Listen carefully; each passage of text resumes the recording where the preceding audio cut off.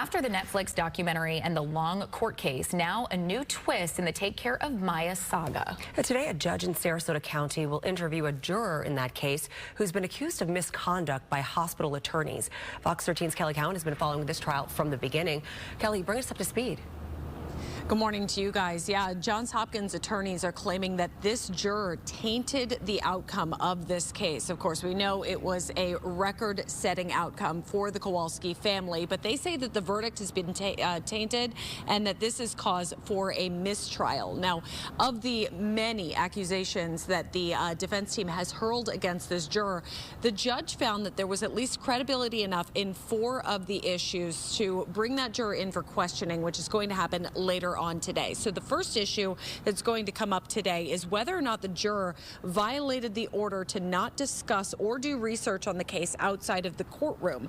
The defense attorneys are accusing the juror of sharing information about the case with his wife. She attended the trial in person and she frequently posted her thoughts about it on social media.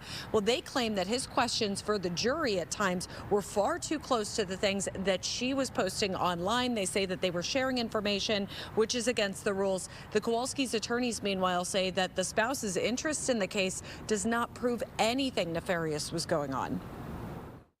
Juror number 1's wife was posting online about the lineup for the next day that included Detective Stephanie Graham. And then the next day when Detective Graham's on the stand, she's posting in real time on social media. And just a lot of grasping.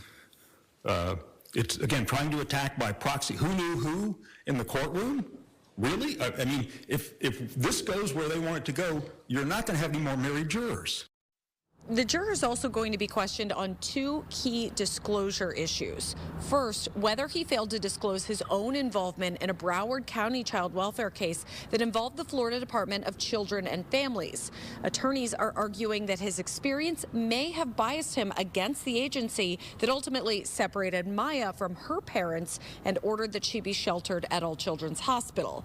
They're also going to dig into whether the juror misled the court when he marked on a jury questionnaire that he had no knowledge of attorney Deborah Salisbury. Now, she represented the Kowalski family while Maya was in state custody, and so it was a long time before the trial. The motion filed by the defense claims that the Salisbury had also represented that same juror's wife during a 2007 domestic relations proceeding. So a little bit of back and forth here over some things that happened well before this trial took place, and we'll have to see what the judge has to say about all of this. Ultimately, it is going to be Judge Carroll who's doing the questioning here, not the attorneys from both sides. Continue to follow this one. Kelly Cowan reporting for us. Thanks, Kel.